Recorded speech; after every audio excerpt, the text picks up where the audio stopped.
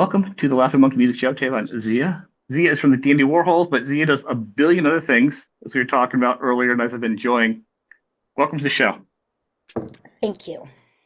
I think you look nice today. You dressed way better than I am. I've got some other things today that I have to look somewhat presentable for. So I had multiple reasons to get dressed. It takes multiple reasons to get dressed for me. Well, we were going back. We were talking about like all the things that you do, and the phrase that came up, neurodivergent, came up with you and I, and I'm on the spectrum, and you've shared it. You're learning some things about yourself, and I think that's interesting because I think there's been a stigma, and one thing that I'm trying to kind of bring out with people with myself, and if anybody else brings it up, is the stigma either being a spectrum or ADHD or autism, and it's about not always having to wear it as the flag of who you are, which is not a negative thing that people do, because when you first get diagnosed, you're like, oh my God, you dive into it because if you're in autism, you focus on something. That's how you have a show. Well, yeah, But you want to tell everybody, and everybody's like, oh, bring 12 this up times a day. one more time, but you're right, it becomes your new hyper focus. You want to Right. learn every single thing about it. Also because of how much pressure relief you get from all of the shame and judgment you've been putting on Yes, yourself for not being able to do things the way other people do things. it is. So there's a phase there. When you first learn it all, it's really hard to talk about anything else. I agree. And it's embarrassing. You can't help it though. And you can't, I'll over explain, and I'll send an email back, and it's so long. It's like afterwards, I'm like, oh, I overshared in a way because you just feel like you want to be so concise. Like, those, it is a challenge, but to that point, it's allowed that hyper focus and that creativity is allowed you, and like even like me with my show and my other things, to keep going forward and to do a Yeah. lot of things, Yeah. you know, and to not stop, because in being diagnosed in life, you don't take no. It might beat up your self esteem, but it still doesn't stop you. Yeah. Do you remember this was a pivotal moment in my childhood? I was at my a woman babysat us, in her house, and a bunch of kids were there, just kind of the way people, at home moms can make some extra Mm, money. And so we'd ride the bus over to her house, and Sesame Street was often on, and there was a sketch with Grover and a wall, like kind of a monolithic like piece of wall, and he was like contemplating this. He needs to be on the other side of the wall, and yeah. I'm looking at it going, well, go around the wall, Grover, come on. And he's going, over, around, through. And he's deciding, I'm like, go around. Just go around it. I think most of the world feels like you have to go through everything. And I thought, if through isn't working, if there's no door or it's too high to climb, I'm just going to go around. I'm just going to go Right. around all these challenges presented to me that I don't see a way through. I'm just going to go where nobody's looking. And there's usually a much less resisted path that you can get through life. And this became one of my like core values of problem solving. The way you say it, you just made the towel of the Sesame Street, because it's like be like water. Yeah. And there you Yeah. go, the Tower of Sesame Street, go around. I can say, to me, my thing was, I think when I was in school and in art class, and if you could still come back, they're like, we need you to build, and they have all like different like papers and like corrugated stuff in different shapes and sizes, like dimensions. We want you to build a three-dimensional house. And I mean like a flat three-dimensional house, as they explain it. I built a three-dimensional house. Yeah. My classmates thought it was pretty cool because I built with houses. Teacher's like, Yeah. what are you doing? Like, you totally are not paying attention. You said a three-dimensional house. Literally, this is what you said to me. Yeah. I That was nailed probably a big it. warning right there. Yeah, I nailed it, Teach. What's the deal? Yeah. I know there are those moments in life where you feel like you 100% got the Oh, assignment. yeah. And they're looking at you going, where were you when I was giving instructions? I'm like, Hmm. well, I was already building probably in Yeah. my head the first part of your instructions and I missed the second half. And it's funny, but then you get to the point. Like, I remember when I first went to the doctor that goes, well, my wife said you should go check it checked out. They first looked at me, like, you do like a drawing, and you draw it out a certain way, and they can tell like within the first couple minutes of how you draw, almost you can too. She's like, you are so like the way you start something and go with it. There's a certain thing that's very common, you know. Interesting. Yeah. And so like there are certain traits, there's just certain spots on the spectrum. And they're like, well, you can't be in a spectrum because you look in the eyes. Well, Right. for like 30 years, I had to look in the eyes. Otherwise, I couldn't succeed in life. I didn't know what I had. I just knew I was not going to get a paycheck, or it was not going to get this if I didn't look in the eyes. There is a certain Yeah, survival aspect survival. that It's you sort have to of push through.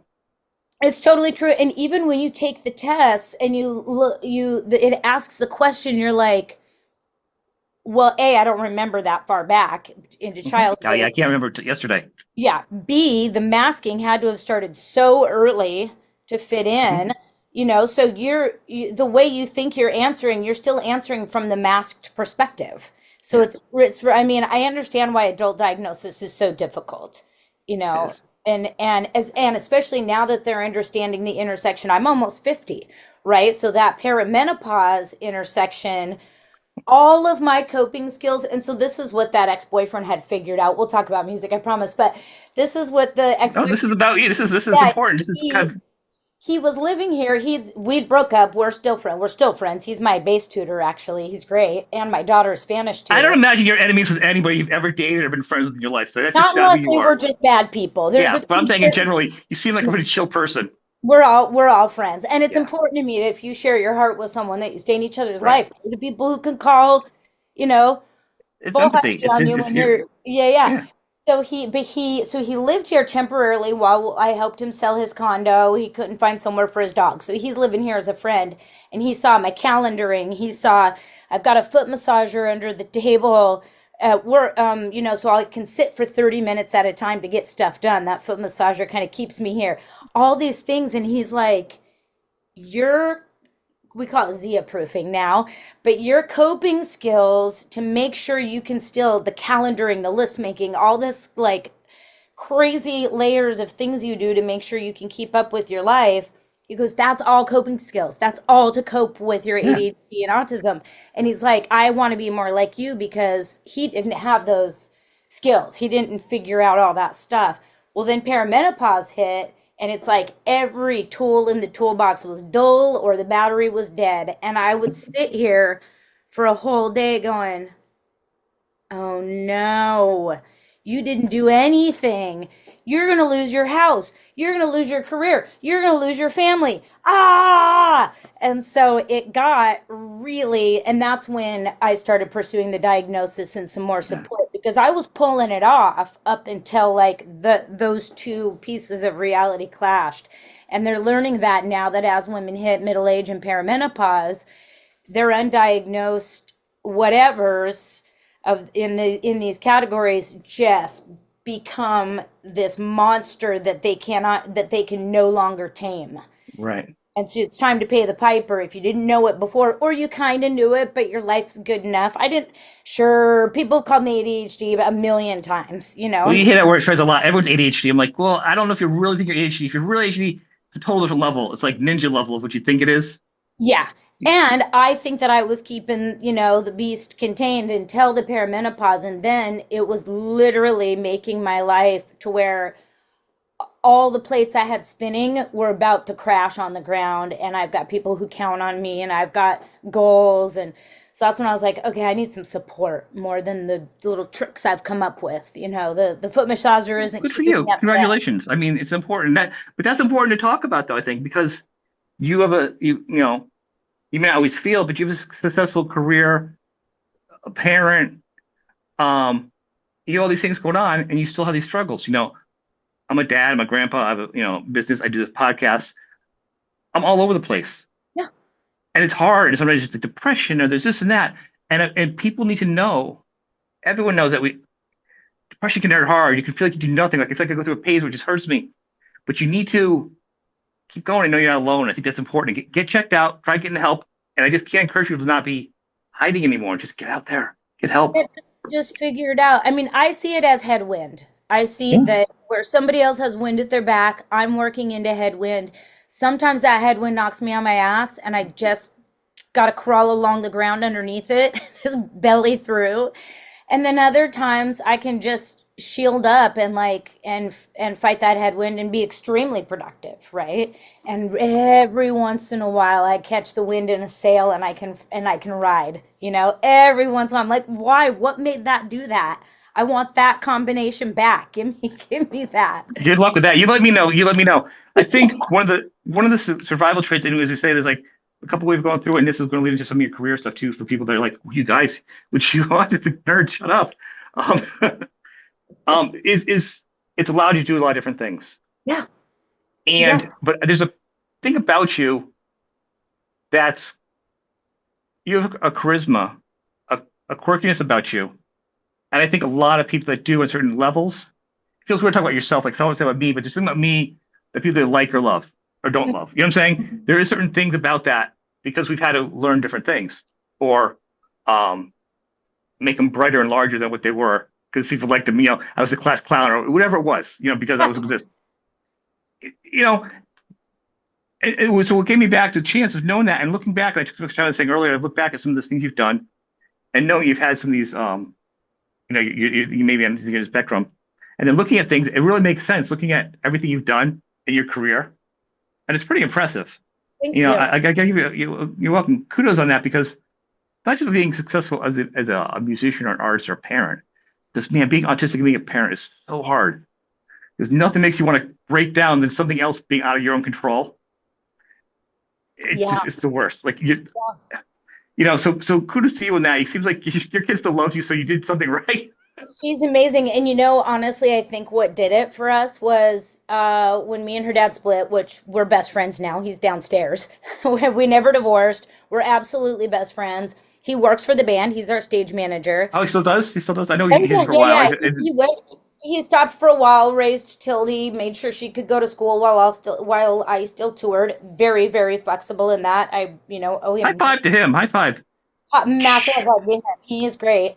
But having her every other week is Hard. what did it because I would get her and the dog. They would both go back and forth. I'd get her on Sunday. I couldn't wait to see her. I'd have all this stuff planned. Groceries are bought. We're going to do this. Get her to school. Getting her to school, I will say, never got easy. But Yeah, yeah, me too. by the end of the week, I'm fried. I'm fried at compromising. I'm fried at putting somebody else first. I'm fried. I'm fried. And then she can go fuck off to her dad's. And I am so glad. And I never felt guilty about that. I needed a break. I knew if I had her full time, I wouldn't get out. Missing her is what made it great. Yeah, Being yeah. able to plan my week with her without her here made it great. And then I'd see her and I couldn't wait instead of just being this like completely exhausted, resentful, mean There's mom. no coping skills. Yeah, I It's harder when they were younger. It was hard for me, and then there's a break when they got a little bit middle aged before teens, and then teens was just such a nightmare. I'm like, just call me in 12 years or something. I can't. And yes, then germs. I'm like cold and flu season. I'm like, hug me till May. Like, I'm yeah, like, I yeah, don't want to yeah, get yeah, sick. yeah. Give dad a hug. In 5 months we'll be hugging again. I can't get Yeah. sick. You Well, know? and that worked. So I'm really grateful that Travis, Yeah. was so flexible with my touring schedule and that I have enough in me to be a great halftime parent to one child. And that's my absolute max. And I'm not embarrassed. That's just reality. No need to be. And then being in the band, Courtney was the driven one. Courtney had the blinders on. This is what he wanted from his life. He's wanted it since he was 8 years old. He had nightmares about writing stupid lyrics as a kid, like this is. So when I met him, I was like, this isn't going to be a smooth ride per se. These are some big personalities. And Courtney's on the spectrum too. I Oh, he's think, got to be. I talked to him a few months ago. I don't know if you know. I had no, him no, on. you guys did one great. Oh yeah, and I saw that, and I see why you guys worked as a band. I can see after him, and Well, it and makes it fits. It's like puzzle Peter's pieces. OCD, right? So we've got Yeah, Peter being OCD, who can chop songs up into the minuscule, and do all that, which makes me just like get away from me. And then Courtney's got this drive and this. I knew I could team up with these guys and get to where we need to go and have my plenty of beautiful things that I contribute. But what right. I have wouldn't have pushed us through to that success place. Courtney did that. Courtney But made he knows who you are, though. He knows who he is. You guys all know your jobs, and it was never. And to me, it looks like. I mean, I'm sure there's like bumps and roads, but something that was great is you could see to be this long together. It wasn't a competition, and everyone was okay with their parts, and they were fine with it. And that's how it worked. And that doesn't always happen to begin with, with normal people. we had some messy Oh, times and there's a lot of hurt feelings and none of us came out without scars, but we know our lanes. We know each other's strengths, and we do our absolute best to not take each other's weaknesses personally because it doesn't have anything to do with us.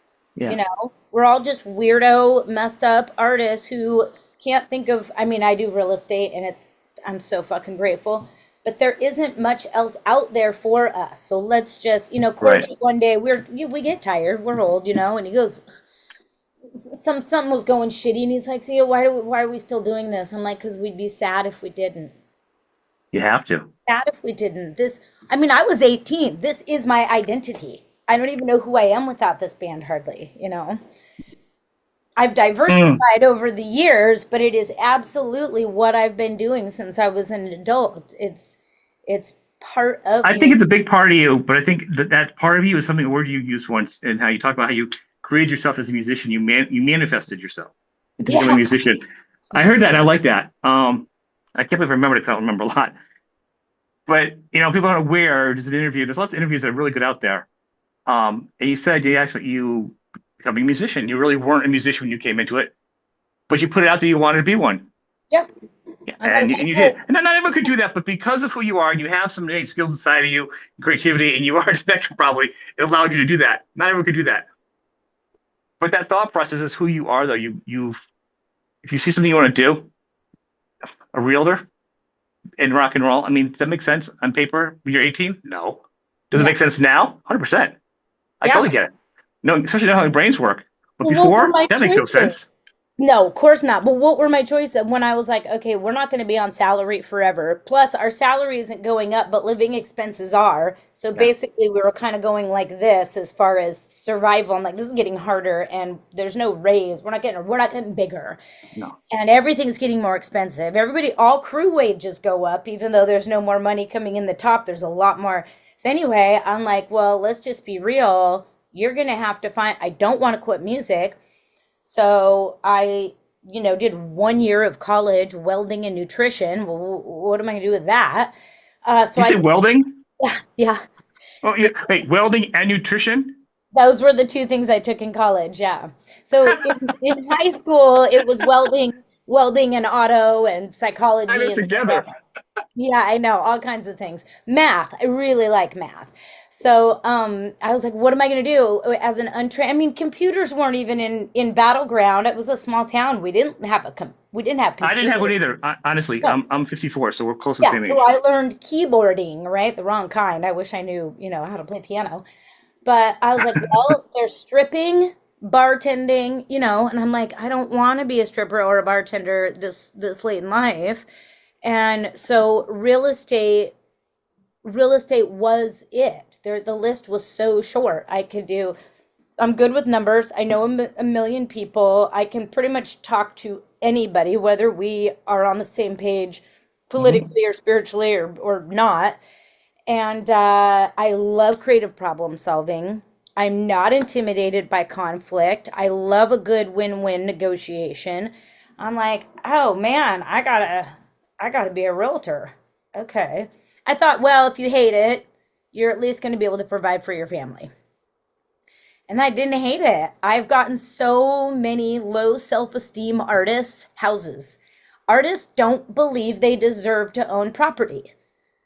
We aren't we aren't seen in society the same way as a productive 9 to 5er.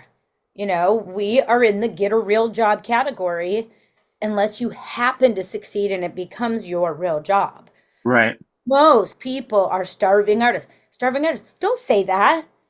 That's not fair. Artists shouldn't just inherently be starving. We deserve all the same health care and all the same benefits, and in fact, should be praised for making this world more bearable. And so they just aren't of the mindset that they deserve to own a home. So getting to turn my real estate business into this, to have my niche be musicians and artists can own homes too. Of course, I'm not a miracle worker. Some people that's just, there's not enough there to put it together. But if there's enough dots for me to connect and show them, all you've got to do, you have the assets, Mhm. just have to believe in yourself and that's my job, then it's hugely rewarding. See that you like how you played all your skills, and I think even and I've said this, I know. musicians that when you go out to college, you don't go to college, but you go on the road. That is kind of college because you are learning people skills. There's a lot of things you can take away with if you're not totally like just like wasted the entire time back in the like late 80s. If you actually got a little bit of something out of it over, no, but 90s. I know. Over time, you went to college for like a long time, like a PhD. You did like 12 years for you to learn everything. But the things you've learned being with people, being in different places, not just being in America, just not being with this mindset, those are all skills that a lot of people still don't have. I work with people that super smart, but they don't have a lot of those skills. I have a No, job where everybody's way smarter than me. I'm not saying I'm stupid, but these guys are like ridiculously smart, but I've got skills that they don't. totally. And there is a spot, and I think musicians and music, that's kind of the why the show started because I started for recording. And when I got out, when the market dropped out with grunge for all the rockers, and I was recording, and Apple came out with a laptop, and the recording studios all started closing down in mid '90s, and that's why I just got out of college for recording, and that was hard not knowing I had autism because I'm like, why am I studying so hard? And it's so so I've had to change a lot, and I've always had so I have a lot of sympathy for artists that are struggling. That's my whole thing, Yeah. and I believe they need to have that success. So I'd love to hear that you're helping also, Well, with the housing. well, plus from us touring, we see how art is valued in different cultures and societies. And this is where it sucks the worst because health insurance is attached to employment. So that right Hmm. there just hoses artists with access to good health care. Bus drivers get health care. Touring musicians don't. Just that difference. And then in Europe, not only do they, of course, have health care, but they also can get subsidies. You know, Yes. they get grants. The venues get grants. So you go to venues, and we've never taken advantage of these, but a lot of the smaller venues will have like a hostel up above where the musicians can sleep. So you get your van, you drive Hmm. to somewhere, Lille, France, and you play, or let's see, Le Bikini in where the fuck ever, and you get to stay there. They feed you, they house you, they have a state of the art built performance hall or a cool renovated theater, Wow. and the money from that gets you enough gas and some snacks to get to the next one, and you can be a touring musician on a much smaller scale. And I was like, man, this means that the government and society understands that who are we without art and music? We're Right. sad. We're sad people without art and music. America is kind of sad, and they don't value Even the more so this year. I God. can't do it.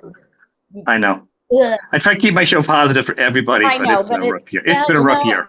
inauguration day was yesterday, so it was, but that and so seeing that and just being so frustrated, you can get on the dole as an out of work musician in England. You basically have unemployment. We don't have unemployment for musicians, you No, know. I love that term on the dole. Like I literally just talked to the guys from for OMD, and they were like they were on the dole while they were learning how to get their instruments together. They were crappy instruments, but they were being supported at least, not living high in life, very poor, but they were on the dole. Well, I believe in basic income. I believe that there should be a minimum income that if Yep. you're like, I am just going to be a starving artist and I'm going to live in a tiny little studio and I'm going to have the basic amount of food. I'm going to have to eat, make my own rice and beans. And if I want more, I can work for more. But if I really truly want to spend all of my time, I don't care, man. Stare out the fucking window if that's what you want to do for your entire life. If that's truly what you want, you should still have access to basic food, basic shelter, basic health care. And that if you want to work, there should be a job for anybody that wants to work, even if that's just picking up litter on the side of the road. If Right. the state or the federal government has a wage for you. If your job is greeting people at the store, if your job is whatever, flagging down, whatever it is. There should always be a job for anyone that wants a job. And if you don't want a job, there should be a basic minimum income. And the studies show that does actual wonders for society.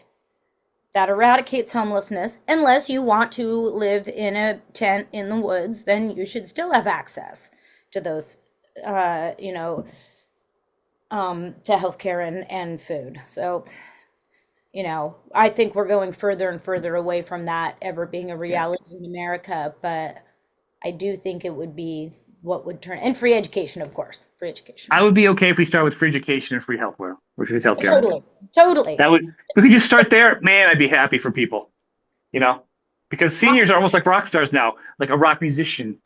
I say rock stars because what rock stars are, they're usually struggling. So it's the same kind of thing. Once you hit a certain age, you're on Medicare, which is a totally, or you're on these things and these, it's a horrible hamster wheel. You can't And get it goes, out. no, and it goes back to the fact of being an artist, whether it's a musician or whatever you create, what happiness it gives. Because like, think of the times people have come up to you at a show and said, "Oh my God, that song saved my life," or "I was going through this." I can't tell you how many times music saved me. Every Not anything else. Music. Yeah.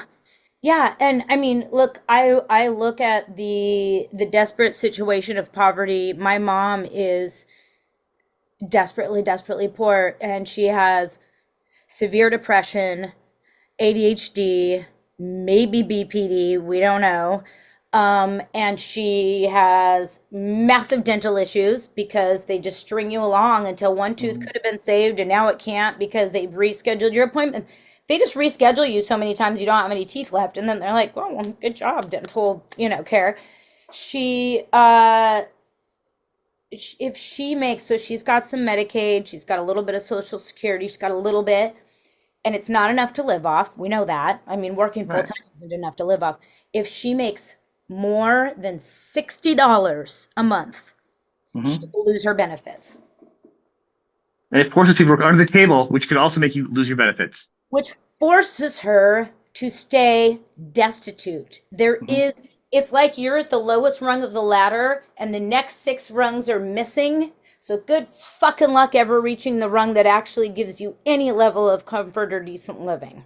Yeah. And until we replace those rungs, and they're just sawing those rungs out those guys don't care. There's no rungs. There's no ladder. They got through the ladder. They just walked away with it. Just Yeah, everyone's so looking up. they took the ladder away. Yeah, The they're ladder's all gone right now. At this point, yeah, we'll have to yeah, they're just on reevaluate. the roof laughing down. No, we're Yeah. getting closer and closer to a caste system, and it's just like, oh God, it breaks my heart. Let's talk about something more fun. Let's talk about this. So creativity for you and the way you're dealing with it with songwriting. Now, like I said, you didn't come in as a musician per se, but you've learned. Like, how many instruments do you play now, or partially play, or create off of? Like at this point. I would say that they're all partial. I don't feel like a master of any instrument. My MS-20, Hmm. I know the best. That's my machine. But still, I don't even use the patch bay on the other side. It's too complicated and annoying. But I can make cool sounds on that thing with my eyes closed, right? So that is my machine. It's the thing I know the most intimately, and still I would consider it partial compared to real nerds who know how. I still live in a bit of a fog as a musician. I don't Don't totally. sell yourself. Stop. Don't sell yourself short. I talk to more musicians that some of the best guitarists that can't read notes, can't read guitar things.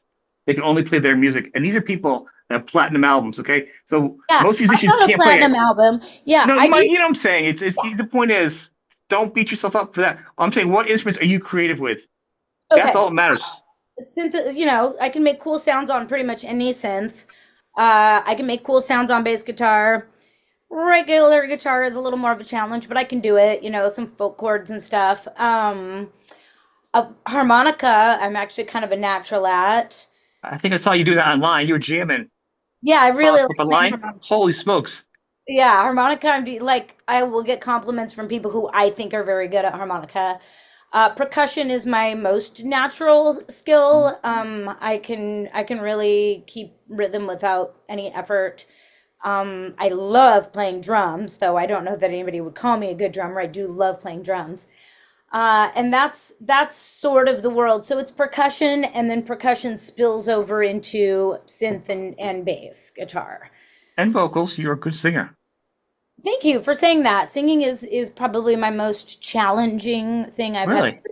Yeah, I've had surgeries. I've had lots of speech therapy, lots of vocal lessons. It's getting better every week, but it's my commitment to myself to keep showing up over and over, no matter how long each plateau feels.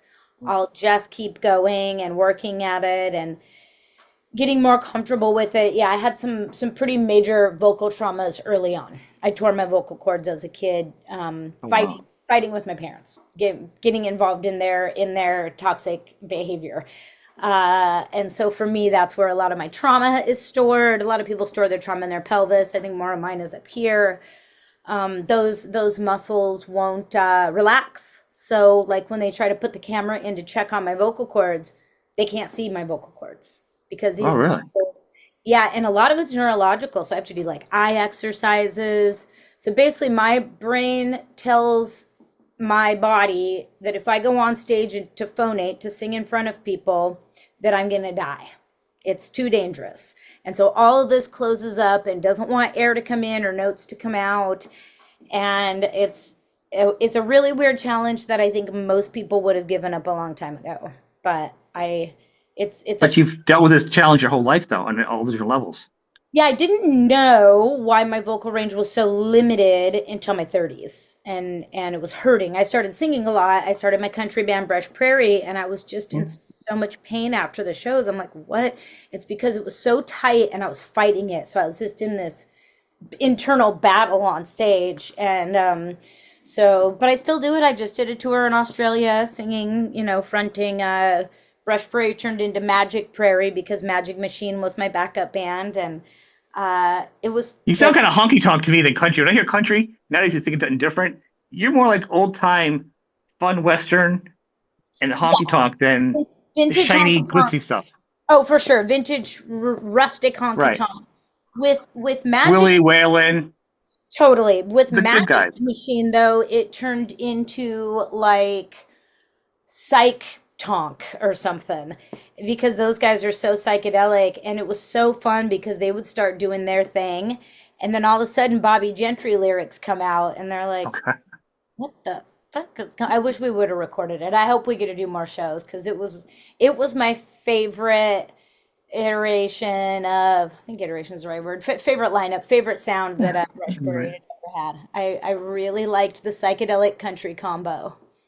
It's interesting because like you do certain musics like you do. You obviously, I still wouldn't know how to classify the Dandy Warhols, the sound. Honestly, Just don't use the word power pop. I, I don't. I try to glint at anything. But like to me, it's like even Courtney sings. I'm like, because my hearing, I'm like, what is he saying? Like it's got this melody, but I don't always get it. Like, and then it's different, and then the sounds are different because I had it on for the last album, which is totally different. And to me, that's a little bit different to digest because of the frequencies, I think, um, than some of the other songs. Yeah, I agree. But at the same, I mean, it's very interesting. I'll never slag an artist for doing each creative albums. I like that. That's what makes me like an artist. But at the same time, you doing that, and then you do DJ Rescue, and then country. So it's interesting to go from like there's always a sensible like a melody and stuff you do, Gotta have and melody. but this the country honky tonk whatever is much more melancholy in a way of the emotions because I feel like you can kind of be more happy in the other stuff. I know I love murder ballads. There you go. So weird, and I don't know if I know people who are like kind of sad sacks in real life, and they play really jovial, bubbly music. So I don't Yeah. know if music sometimes is a fill the void type thing. And so for me, it's very, I do gravitate towards the darker, sadder. I mean, I grew Mhm. up in a log cabin, and with all kind of rednecks and hicks, though they lean more towards a Midwestern accent because it's Right. Finnish and they all came from the Midwest. Some of my dad's people came from the Midwest. So I don't say worse or anything like that. But I think growing up on all that music, doesn't matter what I'm singing, it's got twang. There's no getting out of it. And I've had people ask me if I'm from the South my whole life before I'd ever even traveled anywhere outside of the Pacific Northwest. I just the other day, some woman was like, "Honey, where are you from?" And I'm like, "Down the street." She goes, "No, further back." I'm like, "Battleground?" She goes, "No, I mean like where are people from?" I'm like, "The Lewis and Clark expedition." I'm like, "What do you want to know?" And she goes, "You're not Southern." And I'm like, "I am not Southern." And all I did was say hello to her. So that twang stays there. So when I started doing a side project, I figured I had two choices, country or Western. But when I heard you did country music, I was like, oh no. Because like to me, I think of like Garth Brooks. I'm not going to slag it. It's just the music I just don't enjoy. I can listen to almost any type of music, but new country is just not exciting to me. And I can Any understand why people like it. It just doesn't excite me. anything newer than Cotton Eye Joe, and I'm pretty much out. But one, What a reference point. yeah, I know, right? Well, that was the cutoff, man, when techno beats entered That's a country. hard cutoff. That is. But one cool thing that happened with the massive mainstreamization of country music is that the alt rebellious country had a whole new life underneath. Right, And the folk so, thing too. huh? The whole folk and Americana. Everybody kind of gravitates to different Yeah. genres. And so I love the resurgence of what came in. Okay, well, if you're going to let techno country win all the awards at the whatever the country music awards thing is, then we're going to rebel against that and we're going to get back to our roots. And the songs are going to be simple and they're going to be stripped down and they're not going to have any programmed drums in them. And, get much more, yeah, into the folk Americana. And so for that, I'm grateful because I love that got a comeback in reaction to the massive mainstream country movement. So that's the only redeeming quality of that. Well, but I'm saying there is a certain melancholy, there's a happiness and sadness, especially if you're other things. And I find I listen to other music to express how I'm feeling. So I couldn't always listen to like really sad stuff. Like I'm like, oh, the Smiths are okay. But I've never at that point I was never that sad. Like I always have to listen to music that was at that point because I can't listen to sad music if I'm not sad. Yeah. So I have a hard time. Like, yeah, I got a little bit of music I want to listen to, but I'm like, I'm just not that sad to listen to. It's bumming me out. Yeah. It's But then there's certain music I can go into. So like when I was listening to your country band, it's like, oh, it's kind of nice. But it definitely has a mood that you've got to be in a mindset. Like it's not you're like you're not gonna flip one song and then you go to a dandy song or one of your DJ stuff. Like between all those, it's not. You know what I mean? It's Right. like Well, what in about a car. It's like, like teaching somebody to change gears in a car. It's kind of yeah, what about like High Life, which made it onto a Dandy's record, right? Because Courtney was like, "Zia, do you got anything for this record that you've already written?" I was like, "Dude, my shit is so country. Like, I don't even know how any of these would fit." But High Life, I mean, and if you listen to the words, I mean, I kind of extrapolate from those lyrics that they're kind of about domestic violence and that this person loves this, terribly abusive partner and isn't going to quit them and isn't going to let it ruin their life. And so, I'm going to live the high life till I die. Unfortunately, I'm going to die a lot sooner than other people that wouldn't be married to you. Um, that's awful. and it's dark, That's but really dark. when you listen to it, it's like, I'm gonna live the high life till I die. Laugh it up, oh baby, you know why sticks and stones gonna break my bones. Talk about me and when I'm dead and gone. It sounds like rambunctious and kind of buck and bronco good times, Yeah. but really, it's not. It's a fucked up situation that this person has decided they're not gonna let ruin their life entirely. Um, And those they are own it. those are the combinations I like. Is like, yeah, the lyrics are dark, but when you get dark lyrics and dark song sounds, you got to really be ready to sign up for that dose of darkness. I like the juxtaposition, and Courtney does too. Not if you're the last junkie on earth. That is some dark ass shit. It That is was real dark. about. That's his ex girlfriend who played my instrument for just a few months before I joined the band, and I walked in on her. Shooting dope with some other people, and I told Courtney about it, and that's the song he wrote. Huh. It's full of color and brightness, But even in the title, you hear the first thing you hear, and you know. I mean, I came into you guys backwards. I'll be honest with you. Like I heard cliche like everybody else. I saw the movie, and I dug some music. I knew like so. I knew you had like a outside version. I knew some of the songs, but it was only in the past couple of years where I've had more time to like reverse engineer and rabbit hole into the band, which has been kind of fun because I just like discovering it not as it comes out in certain levels of it's popular, it's not popular. It's me just indulging in different platters at Mm-hmm. my own level and at my own whatever the success is there isn't for the album. Um, but there are some dark levels, and when I talked to him about his songwriting, and obviously he writes like every day, he writes all the time. So I think he's so much writing. I don't even think it matters at a certain point. He just has so much to get out. His mind is where he's releasing and what he's writing is way different than what's getting caught up and put out there. You know what I mean? He's so far beyond where he's already at. He has really deep internal struggle and he has found a way out. And I think that Hmm? most musicians, that is, this is what, I mean, Anton would not be alive today had he No. not discovered the outlet of music. Courtney, I don't know what kind of shape he'd be in today if he had not realized that if he could make words rhyme and go over some chord arrangement, that he could process these feelings that a Yeah. lot of times he doesn't like nor welcome, but they're persistent. Feelings are persistent, right? Yeah. So this is his way to exercise those demons. And I mean, I think for me, honestly, that's where a lot of the imposter syndrome comes from. But no training in music, who cares? I can't play a scale or read music. I don't, none of that stuff hurts my feelings. It makes me not as transferable into like, pickup band style, but whatever. I'll pick up a shaker, I don't care. But I don't have that.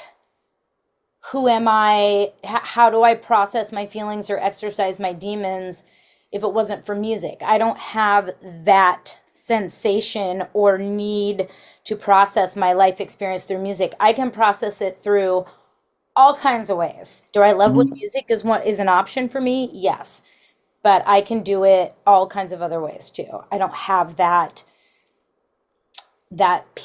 I just don't have that the way that I see, and I think sometimes that makes me feel like not as real of a musician because I don't need it as much. So I'm not saying it's true or correct. No, no, no. I'm saying it's interesting you say that. I like to. I always like to tell people like I don't crack computers. I'm not up to the best, but I tell people like I couldn't do the finances. I don't handle the finances of my house. My wife does. Like everyone has certain skills that we can do and not do. But the imposter syndrome is I'm always trying to like pop the bubble and being like, no, you're creating sounds and music. That's all that music is. Like I said, I talked to hundreds and hundreds of musicians, and they almost all of them, very few of them, can play anything. You'd be so surprised. Or they have to practice. They don't know their own music. They have to practice it. Like so much that they did right on the air because whatever. I'm not gonna put it in a position, but I want people to know that you don't need to be doing all this stuff. If you can make a sound that you enjoy, you're a musician. Yep. You're that's it.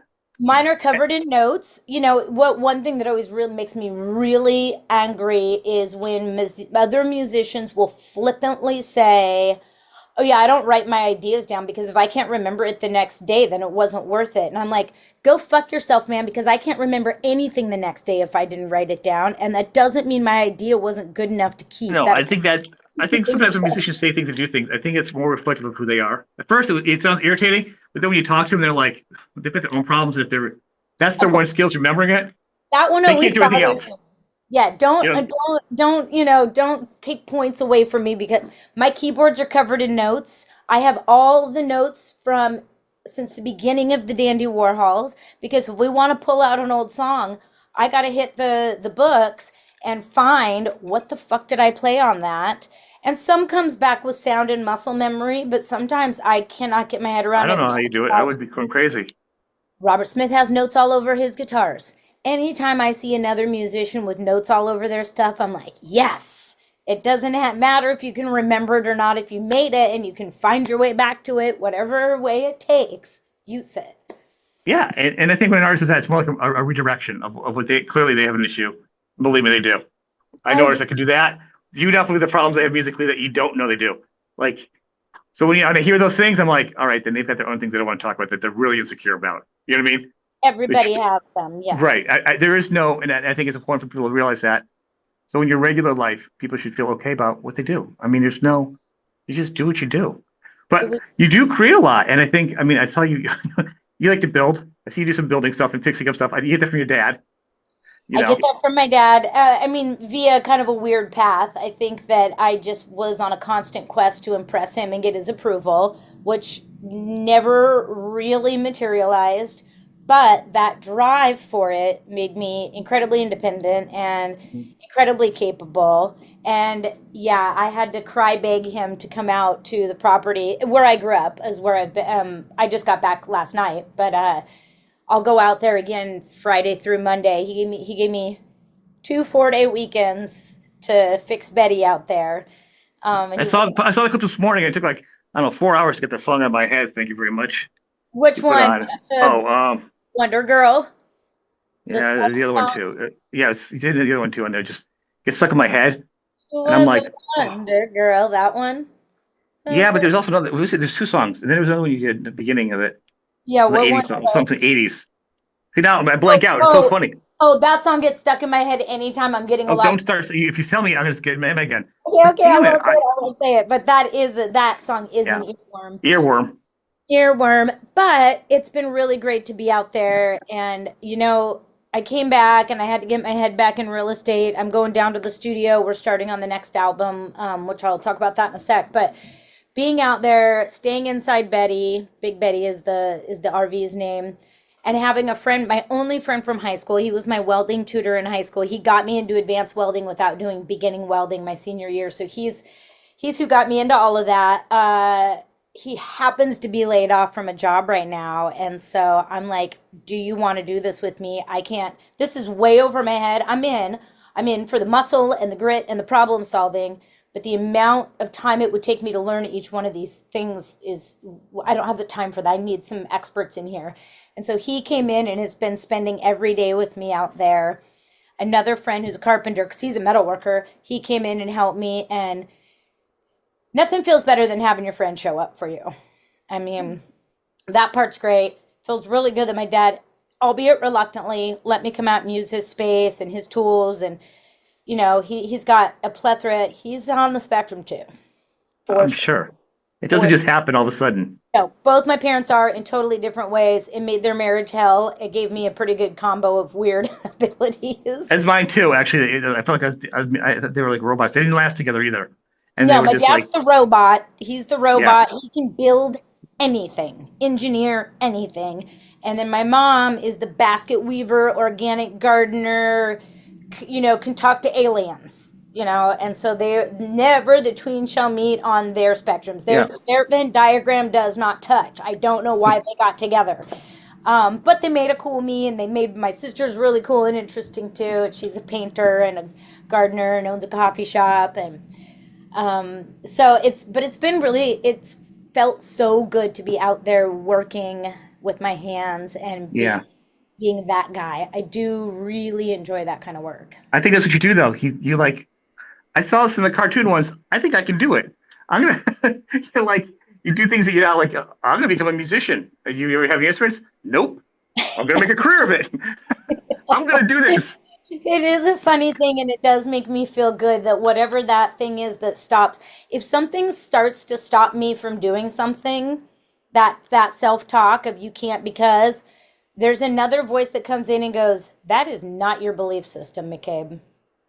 If I you hope there's one voice that says, but maybe in the medical profession, that's where you want to slow down a little bit and just observe. Surgery just isn't for everybody. You can't no. But everything else, I would encourage you to do. Yeah, yeah, for You don't want sure. to fail in surgery. That's just wrong. You don't want to fail at surgery. Though I do have a pretty good witchy, pharmacy for the small things. That's the nutrition part, right? The CV Yep. Nick's nutrition course. Yep. So you've given me a lot of time today. Thank you. I think we could talk for like 18 hours all the time because Dorkville. And I hope people got a lot out of this. Let's talk about the band though a little bit too. Like I said, the studio. Let's end on that high note and that note because a lot of people are fans of your music and they may have learned a little bit different today. Hopefully it helped them too to feel better about themselves. That's kind of Yeah, the goal. yeah. I think everybody should know that people aren't walking around feeling like a perfect fit for anything they're doing. We're all overcoming fears. And what do they say? It's not that we're not scared, it's that we do it anyway. And Yeah. that is, I think, when people go, how do you do stuff? I'm so scared. I'm like, I'm freaking scared too. I'm just But not like you going say, to let you're that scared stop of all me. these things. I'm scared of this. I'm paying this. All these things happen. These are the fears I have that a lot of people have. It's like you talk to people like, how do you talk to those rock musicians? I'm like, first off, I'm on the spectrum, so it doesn't affect me because Yeah. I just. But if I was like you, I said, but do I just with my lips? And you just talk to people, and that's not one of my fears. Yeah. But the point is, I say, but they're just like you. There's really no different. Except if I talked to someone that was a shoemaker and I loved their shoes, we would talk about shoes and have beer in my backyard. You came over, we'd have a beer in my backyard and talk about music or something. It's the same thing. It's just a different occupation, but just this occupation, you can hear it on the radio, gives you different pleasure. Yeah. Just like a painting or a pair of shoes. But musicians don't have an easy life either, and they go through the same things. And people should understand that. Who has an And not easy life, man? I mean, I really, really try to err on the side of positive, but I also regularly say life is stupid and hard. It just yeah, is. It's stupid and hard a lot of the time. And I'm like, why does it have to be so stupid and hard right now? And then I just move on. I just don't let that fact stop me from also saying life can be blissful and full of joy and excitement and adventure and insanely rewarding. Both things can be true.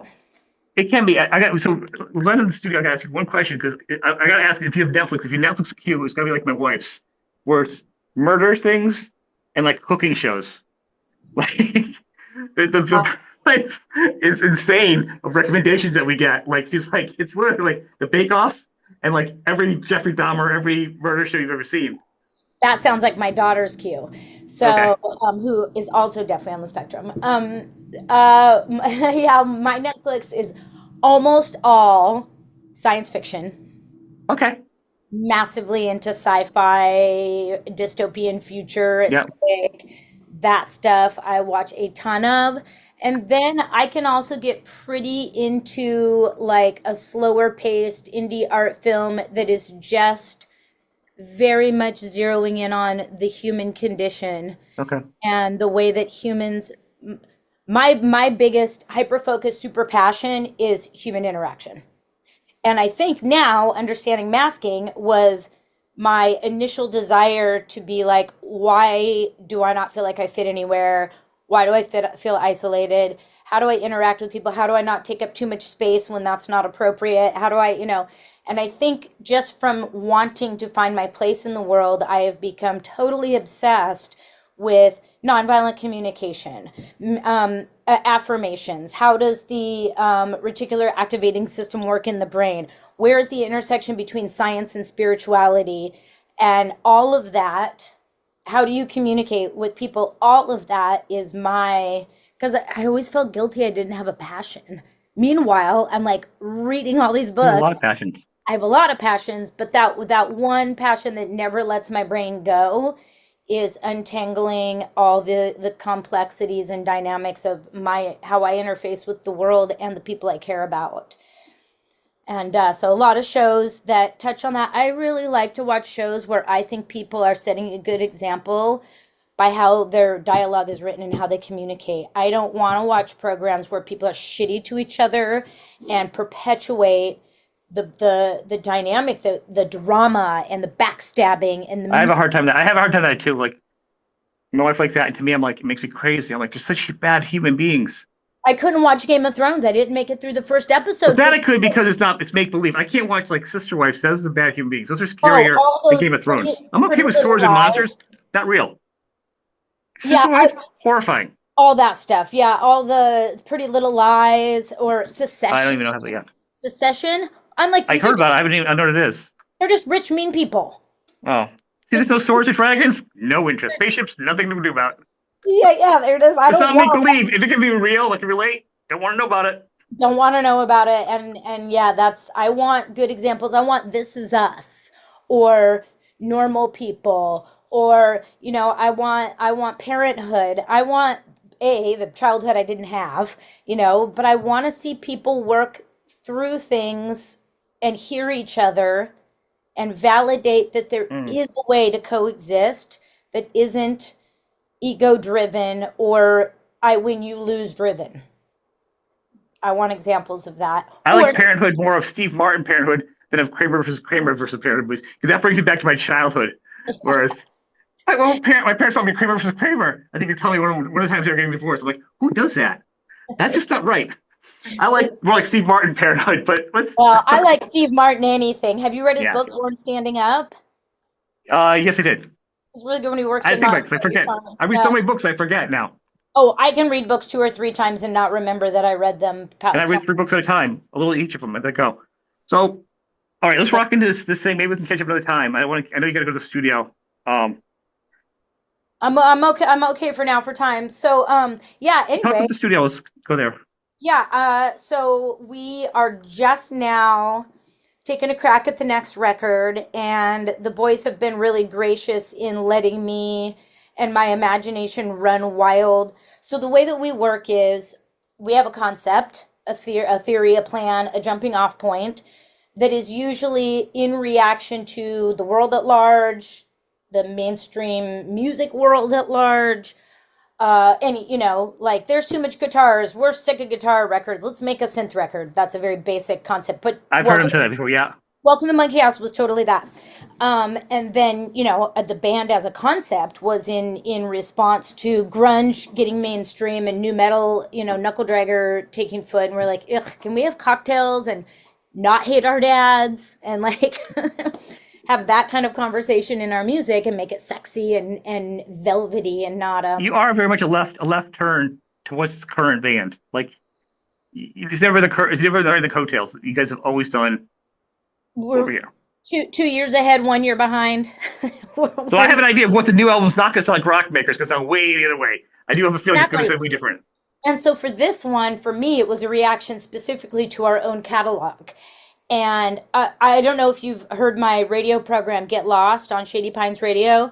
That is, I've listened to a couple. Yeah, pretty it's crazy. all very library, outsider, avant-garde, ambient, psychedelic, the outer reaches of the universe kind of music. And It's so very chill for someone like me though, because I'm like I do too much. I don't have time, chill time to listen to it because I want to just not do anything. I'm like I got too much to do. I can't not you get know busy what? here. Listen to it on Mixcloud when you do have a chill time, later at night or something. I have. That's what I'm saying. It's very slow for me to listen to it because that's usually unwind time for me. Yeah, it's definitely not for anybody that wants like a bunch of energy in their hour. But with Rockmaker, which was very much a sign of the times of the dumpster fires, the protests, the forest fires, COVID lockdowns, Hmm. Trump, basically having martial law on Portland. Like this was a fucking weird time to be alive, and it was ugly and it was aggressive. And so that jumping off point was that every song's Thank gonna God those times are behind us. Oh, sorry. Continue. whoops. So they wanted every song is going to start with a rock riff. It's still going to Mhm. turn dandies, but it's going to be a rock riff. Of course. For me personally, that's not a great jumping off point creatively. And I had a really, really hard time fitting into this concept. It didn't motivate or inspire me. And I think I only wrote like four bass lines on that record. I tons of percussion. I percussioned the gongs, chimes, shakers, Sharpie on conduit, whatever. I percussioned the hell out of it, but I didn't feel a way to interact with the notes and the chord You weren't change. writing a lot of music back then, were you? I wasn't. If I believe I'm correct, Corny and I think at the very least they were writing like a new song every day for a challenge. So they were writing so many songs. Yeah, all those 30-second songs. Yeah, I did like, I don't know. Yeah, but my point is he was writing so much different stuff. I think he got to a point where he could do anything, didn't bother him because he was doing so much of everything. Yeah, yeah, and I love that for them that they did that. I didn't feel I often have a hard time feeling super included. Some of it's in my own head, some of it's just I'm the little sister in the band.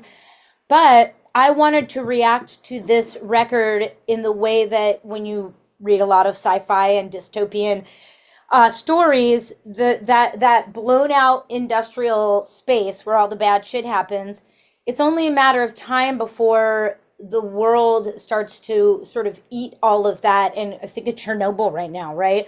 Hmm. Where it becomes verdant and lush and it grows over those industrial blown out underpinnings. That's what I want the next record to sound like. And wait, I just did come up with a 4-word description. Hold on, I sent it to the boys. Uh, Ambient experimental kraut lounge. I can't even do. I'm gonna think about that one now because it's gonna be.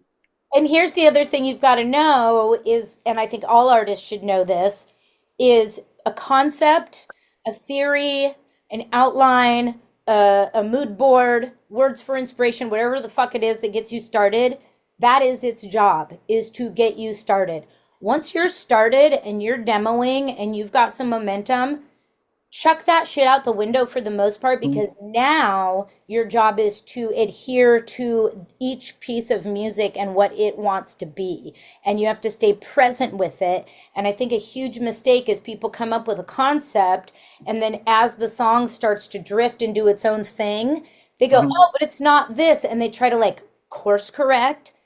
No, bro, stay out of the way and be present and patient and do what the song is now calling for, and do right by the music, not right by your little cerebral concept. That was just to get the ball rolling. Okay.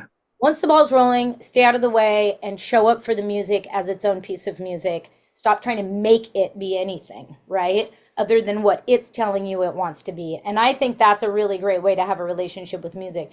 So if we had written down our concept for every single one of these albums, sure, you'd see the loose thread. Oh, this is a synth heavy record or whatever. But mostly, a lot of that just goes away because the song just is the song, and you just have to let it be what it's. Right, but as a fan though, you hear it differently. Like I hear it as a different. Each album to me is a different mood I'm in. That's what I like. Because there's some bands I can listen to only when I'm in a mood. Like it's the thing with your radio show. I have to be in a mood. But like with a lot of the albums you guys have done, I can just be in a mood and still listen to Dandy Warhols almost for every mood, Yeah. which is kind of fun and different as a fan of music. Yeah, I think because it's eclectic and it's not narrow-minded. I think that it gets very broad because each song ends up with its own Which personality. is hard to become a commercial art band because not everybody likes their food to be different every time they can. No, people want us to make more of the same, and I'm like, you go Right. make more of the same. That's not our personality. I What makes this band work for me is the variety, the diversity, every song. We've got kind of a country song on every album, you know. We've got it's different every album. Rockmaker was harder for me conceptually, and I think that that's okay. I had a lot of shame about it at the beginning, and later I went, we have 12 records. And Courtney just goes, well, this is so not a Zia record. And I was like, it made me feel so released from any shame or failure on my part. Those guys made a great record. I am very impressed by a lot of its innovation, and a lot of the songs I like. Some of them I don't, and I just don't. Because look at this. Every album is like a kid, and you don't have to like all your kids. Trust me. That's why I only had one. I was afraid I wouldn't like the second one. I'll tell you, I've got kids, and I'll tell you, there's one of them. I asked my midwife, she had 6 kids, and I go, do you like all of them? She goes, no. No. There's one where we've just agreed to disagree about even being in the same family. Yeah. There's always there's one. You have a Yeah. couple. I'm like, I've got three. I mean, like two-thirds. I mean, one of them would be in the back of the stage, walking behind the crowd if it was like Little House on the Prairie. There's definitely that would be the one in the back if the Indians would get them first, like the person they pick off the group. That one would be the back of the line. You know, that's where they would be. But I do. Well, this is the one that I would put at the end of the line, and if yeah, somebody got it, I go, that would be "Hmm." your end of the line one. But they can come if they can keep up and come along, and no one takes them out. They can come along. Well, I'm 'Cause- very excited about this next record and this next concept, and we'll see where it takes us. And yeah, Thank you. we're still doing Thanks it. for Thank sharing you. with me today. This has been Have me fun. back anytime. This was one of my favorite interviews.